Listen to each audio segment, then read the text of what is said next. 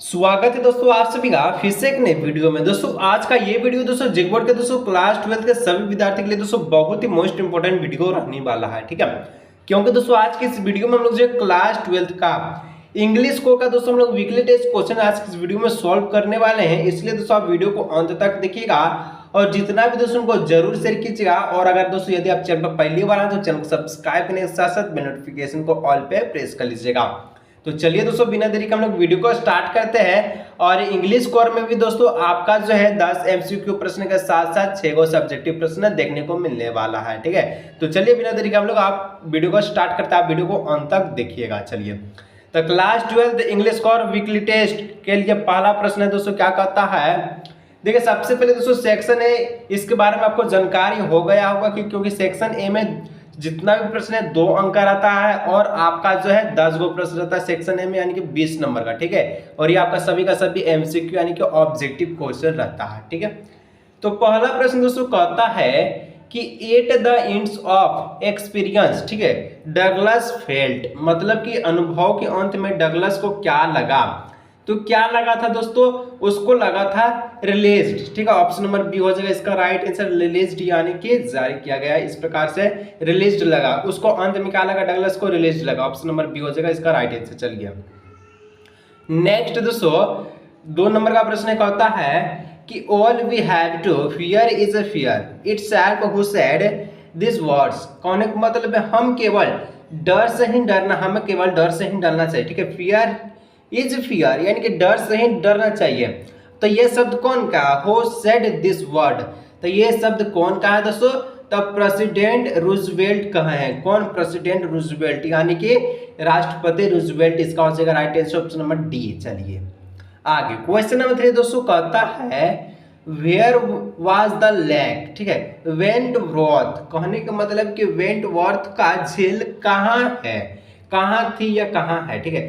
तो वेंटवर्थ झील कहाँ है दोस्तों, तो यहाँ पर 3 का राइट आंसर है, ये ऑप्शन नंबर हो जाएगा ए नंबर, यानी कि न्यू एम्पियर्स में है, ठीक है। न्यू क्या हो जाएगा, न्यू हेम्पशायर, हेम्पशायर यानी इन न्यू हेम्पशायर में, ठीक है। ऑप्शन नंबर हो जाएगा ए, न्यू हेम्पशायर में। चलिए आगे दोस्तों नेक्स्ट है आपका 4 नंबर कहता है कि how did Douglas make sure that he had conquered the old terror, ठीक है। तो यहाँ पर दोस्तों पूछा है कि डगलस ने यह कैसे सुनिश्चित किया कि उसने पुराने जो है अंतक पर विजय पा ली है।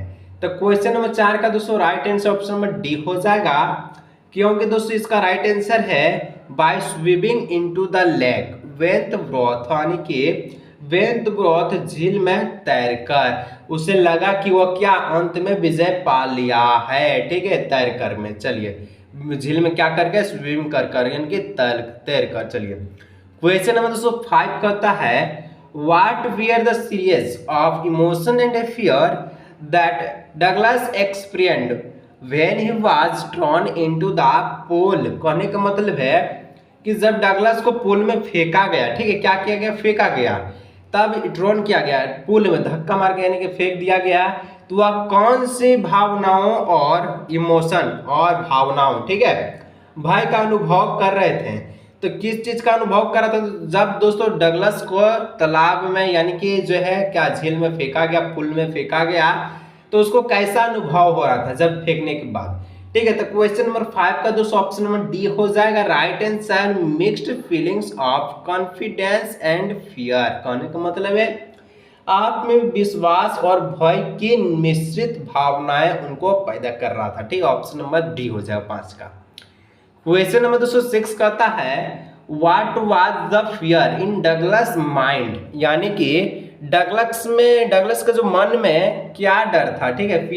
फियर मतलब डरना होता, माइंड मतलब मन में, डगलस के मन में क्या डर था, तो उसका मन में डर था दोस्तों, क्या था, तो उसका मन में डर था बीइंग ड्राउन्ड, यानी कि पूल में डूब जाने का डर था जब फेंक दिया था, ठीक है। तो ऑप्शन नंबर सी हो जाएगा, क्योंकि उसको तैरने आता था कि नहीं, नीचे कमेंट करके भेजिएगा, ठीक है, यानी कि स्विमिंग करने आता था कि नहीं डगलस को। चलिए क्वेश्चन नंबर 7 कहता है what did William O Douglas desire for William और डगलस क्या चाहते थे? तो विलियम और डगलस चाहते थे, डिजायर क्या डिजायर करते थे? तो तैरानी सीखना, यानी कहने का मतलब क्वेश्चन नंबर 7 का ऑप्शन में सी हो जाएगा, टू लर्न स्विमिंग, स्विमिंग के बारे में सीखना, क्योंकि डगलस को तैरना नहीं आता था। ठीक है, तो ऑप्शन नंबर सी हो जाएगा। आगे क्वेश्चन नंबर 208 कहता है what is haunting the author. तो what is haunting the author कहने के मतलब है लेखक को क्या सता रहा था। ऑथर को हंटिंग यानी मतलब क्या उसको सता रहा था? तो ऑथर को दोस्तों क्या सता रहा था? तो उसको trouble experience in the pool, यानी कि पूल में भयानक अनुभव क्या सता रहा था? अनुभव सता रहा था। चलिए क्वेश्चन नंबर 9 की ओर बढ़ते हैं। कहता है कि where did the writer go when he was 3 और 4 year old in the story. कहानी में लेखक जब 3 या 4 साल के होंगे, ठीक है, तो वह कहाँ गया था? कहाँ गया था दोस्तों? तो कैलिफोर्निया गया था, यानी ऑप्शन नंबर सी हो जाएगा। जब लेखक राइटर 3 से 4 साल के बीच में था तो वो जो है कैलिफोर्निया गया था। ठीक है, ऑप्शन नंबर सी हो जाएगा। चलिए क्वेश्चन नंबर दोस्तों 10 कहता है YMCA stand for. YMCA stand for मतलब YMCA का मतलब क्या होता है? इसका मतलब होता है young man Christians association, young man's Christian association. ठीक है, ऑप्शन नंबर डी हो जाएगा फुल फॉर्म। चलिए तो इस प्रकार से दोस्तों 10 को हम लोग एमसीक्यू प्रश्न को देखें। वीडियो अच्छा लग रहा है दोस्तों, वीडियो को लाइक, चैनल पे पहली बार सब्सक्राइब कीजिएगा, दोस्तों के साथ शेयर जरूर कीजिएगा। ठीक है, चलिए नेक्स्ट हम लोग सेक्शन बी की ओर हम लोग बढ़ते हैं। और सेक्शन बी में दोस्तों आपको जैसे कि पता होगा 2 एग्जाम दे चुके हैं इस प्रकार का। ठीक है, इस एग्जाम पैटर्न पे तो आपको पता होगा कि ये जो 11-12 जो 2 गो प्रश्न ये 2 नंबर का रहता है, और 2 गो प्रश्न है तो कितना हो जाएगा? 2 गुना 2 बराबर 4 नंबर, और ये वेरी शॉर्ट आंसर क्वेश्चन में आता है। ठीक है, तो क्वेश्चन नंबर 11 कहता है how did this experience affect him. इस अनुभव ने उन पर क्या प्रभाव डाला? एक्सपीरियंस यानी कि how did this experience affect him, उस पर क्या अफेक्ट हुआ एक्सपीरियंस का? तो आंसर में लिखना था experience had lasting effect on Douglas, मतलब कि उनको जो आपका डगलस था उसको एक्सपीरियंस में क्या अनुभव हुआ था? This gap unpleasant memory and his fear to water, उनको पानी में डूबने का। When ever he went to pool and pull the क्या हो जाएगा? Haunting fear of water followed him, क्योंकि दोस्तों उनको तैरना आता ही नहीं था। It also ruined his fishing trip, और वो क्या हुए तो रन इट किए फिशिंग ट्रिप, और हिट क्या हो जाएगा कि deprived him from the Joy of canoeing, boating and swimming, मतलब कि वो पेट के बल क्या किए तो रोमांटिक कोटिंग किए, इस प्रकार से लिख दीजिएगा। ठीक है, चलिए क्वेश्चन नंबर 11 का उत्तर। क्वेश्चन नंबर 12 कहता है What happens to Douglas when all effort crusade। यहाँ पर पूछा है कि जब सभी प्रयास बंद हो गए तो डगलस को क्या हुआ? ठीक है, सब एफर्ट क्रिएट हो गया तो डगलस को क्या हुआ? वेन मतलब क्या हुआ उसको? देखिए, ठीक है, वेन मतलब क्या होता है आपको पता है। ठीक है, तो देखिए Douglas tried very hard to come out of the pool but all his effort crashed, even his legs were rigid, यानी उसका पैर जो काम करना बंद कर दिया था। ठीक है, पूल में। he found himself in a hopeless situation, वो पूरा hopeless हो गया, क्या करे ना करे। he felt drowsy and crossed to oblivion when he came to sense he found himself lying on a stone beside the pool he was vomiting, और इसमें उल्टी किया था नहीं यार। यहाँ पर क्या हुआ था? ये आपका पेट के बल क्या हुआ तो ये से क्या हुआ? लेट गया था। ठीक है, तो यहाँ पर हो जाएगा आपका क्या हुआ तो यहाँ पर हो जाएगा वोमिटिंग। क्या? चलिए इसमें वोमिटिंग हम उसमें बोल दिए। ठीक है, सॉरी, चलिए कोई दिक्कत की बात नहीं है। बढ़ते section C.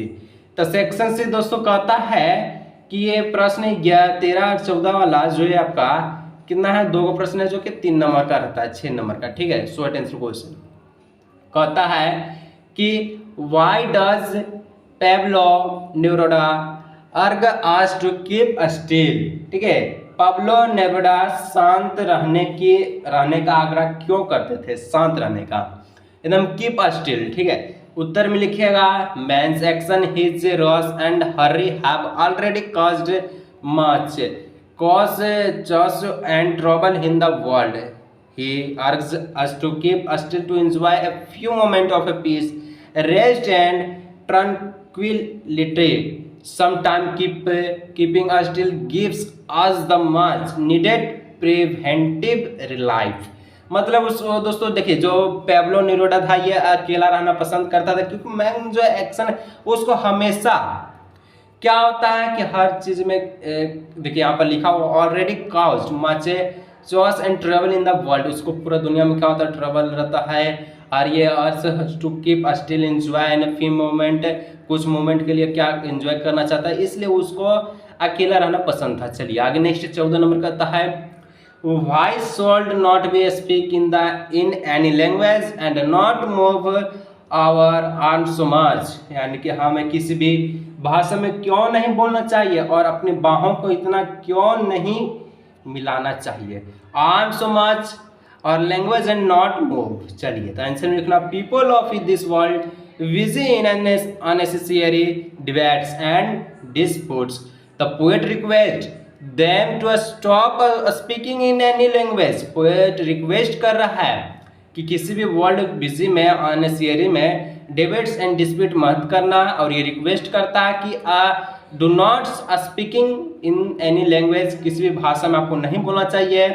They should speak through their heads, यानी कि हार्ट्स, उसको जो है हार्ट्स होता है।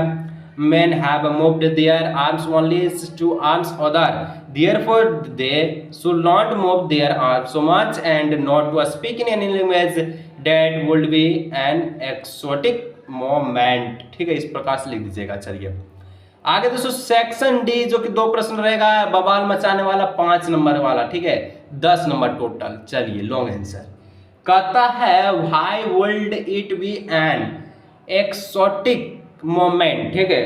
तो यहाँ पर लिख दीजिएगा उत्तर में क्या कहा, यह एक विदेशी आंदोलन क्यों हुआ, एक्सोटिक मूवमेंट क्यों हुआ। तो when there will be no hurry, no sound of a machine, it would be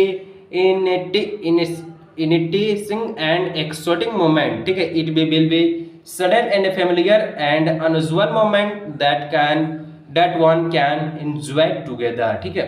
देखिए दोस्तों थोड़ा सा मेरा इंग्लिश कमजोर है, ठीक है, फिर भी दोस्तों आप सभी के लिए जो है क्वेश्चन प्रोवाइड कराते ताकि आपको जो कुछ तो समझ में आए।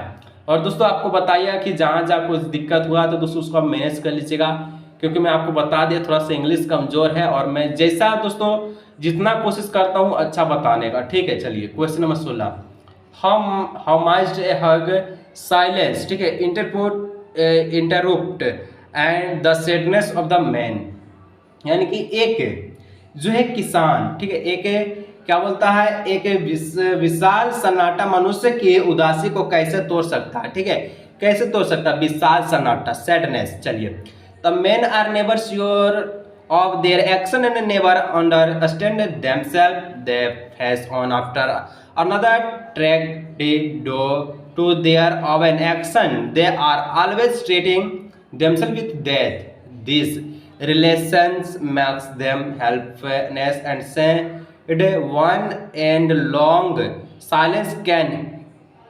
interrupt this sadness of never understanding ourselves। तो दोस्तों यहाँ पर हम लोग जो है इंग्लिश कोर के लिए क्लास 12 का बहुत इंपॉर्टेंट क्वेश्चन को सॉल्व किया। वीडियो अच्छा लगा दोस्तों वीडियो को लाइक चैनल सब्सक्राइब कीजिएगा। और दोस्तों इसके बाद कौन सा वीडियो चाहिए नेक्स्ट वीडियो में, इस वीडियो में कमेंट कीजिए, मैं नेक्स्ट वीडियो में लेके आऊँगा उसका सोल्यूशन। चलिए मिलते हैं नेक्स्ट वीडियो में।